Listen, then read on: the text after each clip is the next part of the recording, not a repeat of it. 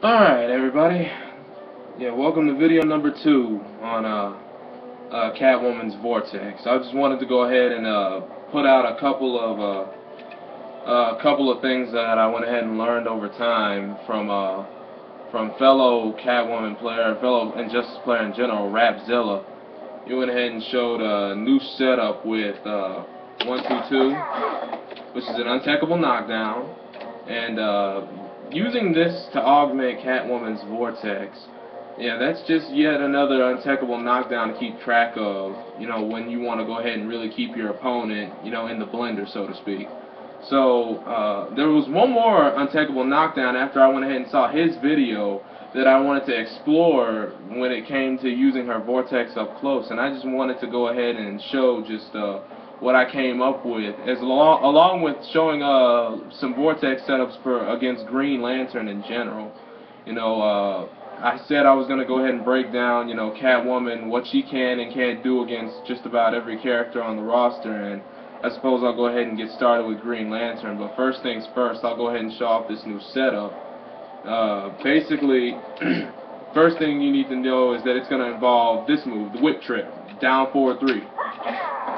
Untechable knockdown, hits low. Takes a while to start up, and it takes forever to recover. If you have this move blocked, you're at -33. Remember that. So keep that in mind. To go ahead and show how this can be used in a Vortex setup, though, let me go ahead and show it before I tell it. So let's see what I can do here.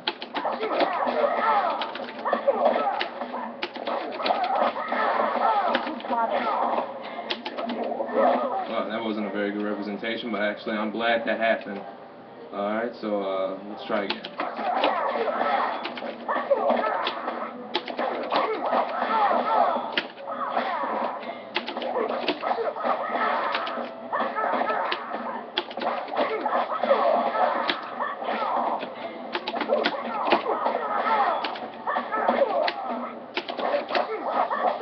Now, as you see, this pretty much allows Catwoman to do something that her 1-forward-2 part of the Vortex, this part, the usual way that I've been setting it up, it allows her to do something that she can't do with that move, and that's actually set up some cross-up game, along with some things that she can go ahead and do up close.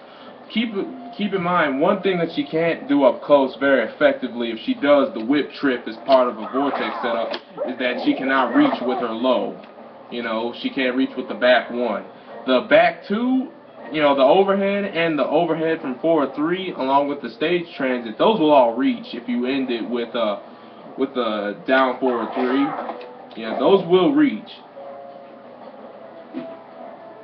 Yeah, however, if you try and go ahead and go for your low, just keep in mind, unless you walk forward a little bit, to go ahead and set that up, it won't reach if you just do it from a standstill.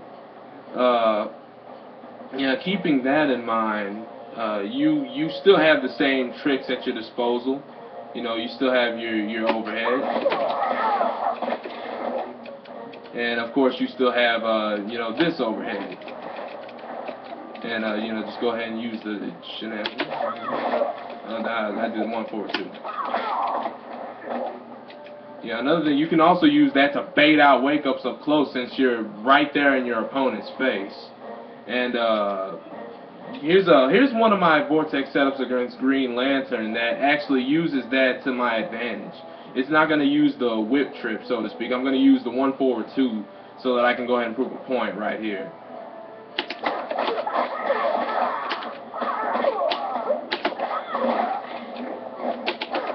You see that? You see that? What wound up happening was I put him through that Vortex setup with the 1-4-2. He woke up with the Lantern's Might, that 10-frame wake up, because I failed to mention in my previous video, well actually I didn't know at this time, but I know now, that any wake up attack between 10 and 14 frames, if you try to do one of your regular normals on your opponent for the Okazumi, will beat you out. So remember, 10 to 14 frames, that's your window. You know, any wake-up attack that takes longer than that, you will stuff it when using any one of her Vortex setups. Just a quick FYI. Alright, and with that knowledge at your disposal, yeah, ways that you can beat out with those kinds of wake-up attacks that are faster than 10 to 14 frames. In particular, this one on Green Lantern, all I had to do was just do the empty jump.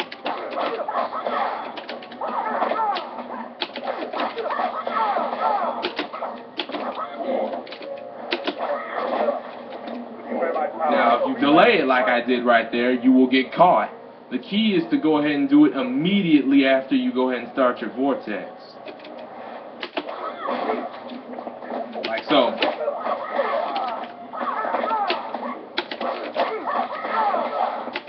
Now, this is going to be an example of what happens if you try and do a jump-in attack while they're getting up off the ground with that 10 to 14 frame wake-up attack. What happens is you will get snared. You will get snared, so keep that in mind. You know, especially if it's one of those kinds of wake-up attacks that has, you know, that anti-air kind of hitbox, such as Green Lantern's Might.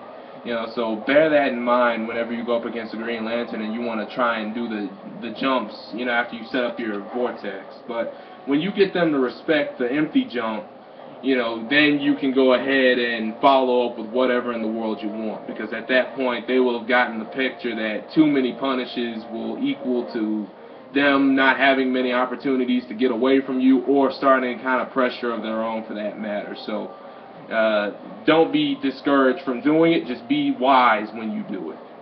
Alright, so that's one setup in particular against Green Lantern that works. Another thing that I recommend is doing the whip trip setup as mentioned earlier. Yeah, this particular setup.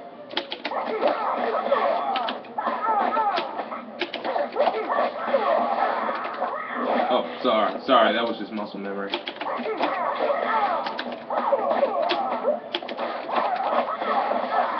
This one.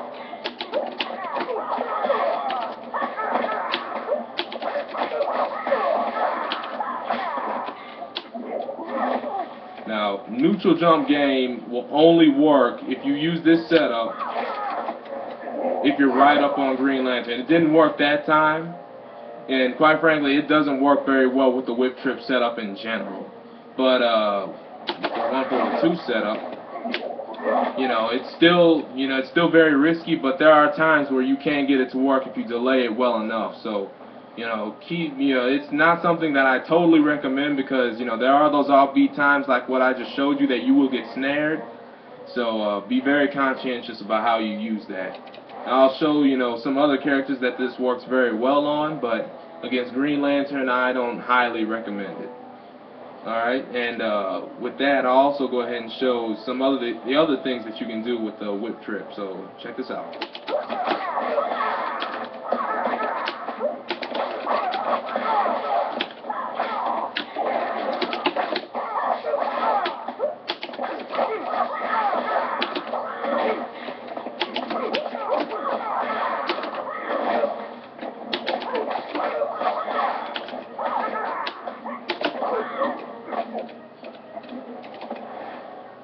Yeah, I'll go ahead and start from right here.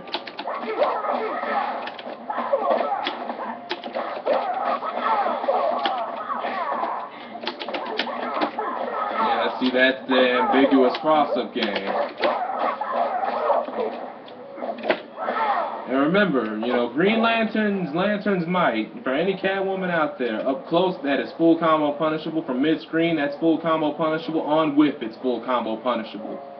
If he does it and you defend it, you better punish it. You know, that's one thing you should never let Green Lantern get away with. I see too many Catwoman players not knowing how to punish that Lantern's Might. And, you know, it's one thing that kind of, you know, gets them into a bind, you know, later in the game when you realize you missed out on that opportunity for both good damage and a setup for even more good damage.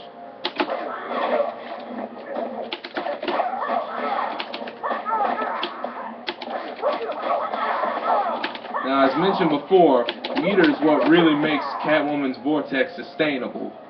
And also, you know, understanding just how your opponent's defensive tendencies are. If they tend to backdash a lot, then one thing you might want to go ahead and think about doing is the stage transit.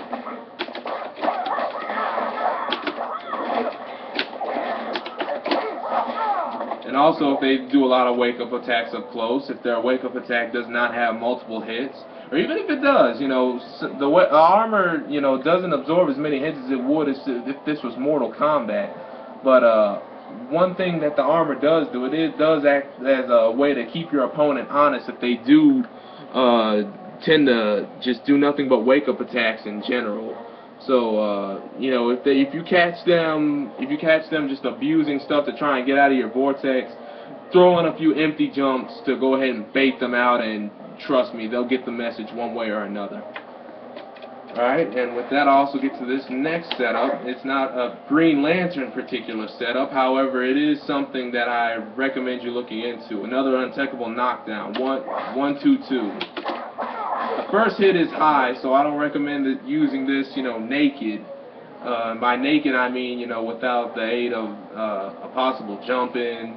And you know, you might be thinking they might mash out of your jump in, but if they go ahead and try mashing when you do the overhead or the low, they will get snared. You know, online that's a little bit more of a sketchy case, but offline it's, you know, as it should be. So keep that in mind. Yeah, but in combos, 1-2-2, another untechable knockdown that can I'm going to show you what it can do in a combo.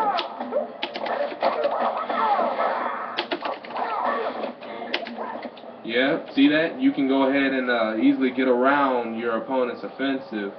And it also keeps you relatively close to them. You know, you can go ahead and gauge their tendencies up close. You can choose to do nothing. See? Yeah, throw that in there as, you know, somewhat of a way to mix up, you know, your combo enders whenever you think about doing your vortex. You know, mix it up between these three. 1-4-2, you know, your down 4-3, and your 1-2-2. You know, good ways to go ahead and end your combos for some good untechable setups, you know, with Catwoman.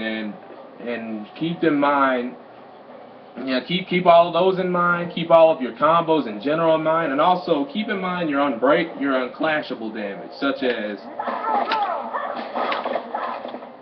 you know, your stage transit and your overhead. You know, check this out.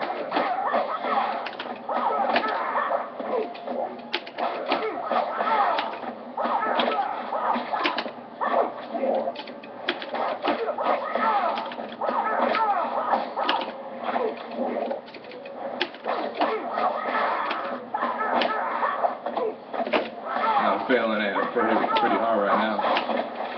But yeah, but if you try going for the double overhead, you know, and you get too many bounces, one thing will happen is you'll get that untechable knockdown, and that's a unclashable way of setting up your vortexes as you just saw. So keep that in mind, and keep in mind all the other new things that were introduced here in this video.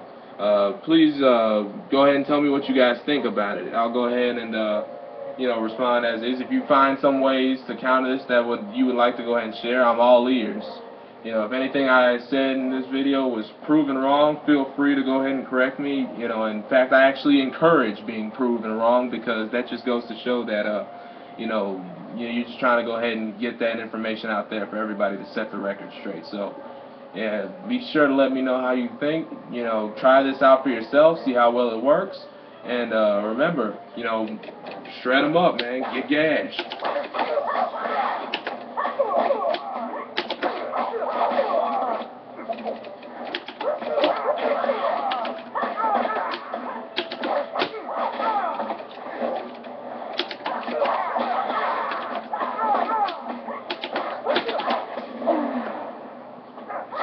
Oh, and before I close this video out, there's another cool thing that I want to go ahead and show. Yeah, sorry if I led you on that it was going to be closing sooner, but better doing it now than making a second video. But anyway, here's something cool that I wanted to go ahead and show when it came to the wake-up mechanic that you can do to counter it if you wanted to. This is something that I solely suggest for like in the later stages of a battle. You know, you've got full meter, you know, you've got them, you know, at low health, and you just want to find a way to clutch the game out, knowing for a fact that they'll try and do a reversal when they get up off the ground. Vortex setup or no, this is something to keep in mind. The empty buffer mechanic that was in Mortal Kombat that allowed you to buffer up any kind of a special on a waking up opponent, even in spite of the fact that they didn't get hit by the initial attack, that's still present here in Injustice. It's made a return, and this is probably not news, but at the same time, utilizing it is definitely something to go ahead and look into because it could save your life. Alright, so let me show you exactly what I mean. That. And when that combo was just a demonstration. It's not, using 3 bars like that is not something I recommend, but at the same time, if you really just want to close out your opponent, you know, that's one way you can do it. I strongly recommend you doing that either in the first round, you know, when the meter can still be regained in the later stages after you've clutched it out, or after you've made your opponent clash. That way, utilizing your meter, you know, in the freest way possible becomes the highest priority instead of stocking it up for a potential wager situation. Yeah, I know how that goes, and I'm not a big fan of it right now, but that's just how it is. But still, you know, it's something that you should go ahead and look into, and, you know, you can use that to go ahead and do the armor transitions.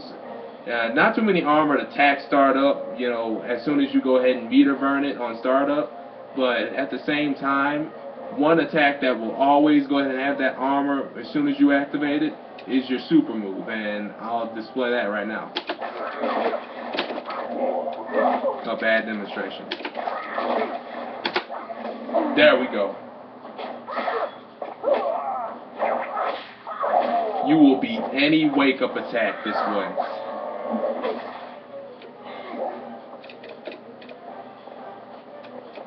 Any wake-up attack that stays right there in front of you, you will beat it. And even in the startup frames, you can snare them if it's something like Doomsday's Venom, or you know, the Meteor, or whatever he might do on wake-up. You know, you will snare him while he's in the air. So keep this in your back pocket, because it's something that, of course, they cannot clash, and it's also something that'll really, you know, act as a potential mind fuck for your opponent. So keep that in your back pocket. You know, keep all empty buffers in your back pocket, because, you know, they could really, you know, come in handy like this.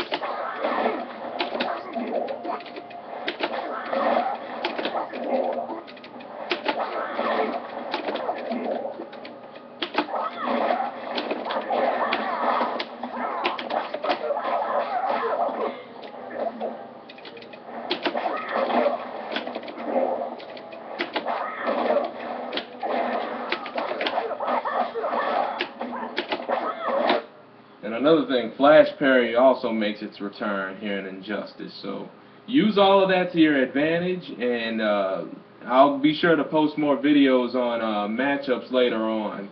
Yeah, but this is just for starters, just to go ahead and let you know just what she's capable of with her Vortex setups and what she can possibly do against Green Lantern to keep him honest. So once again, let me know how you feel, and thanks for watching.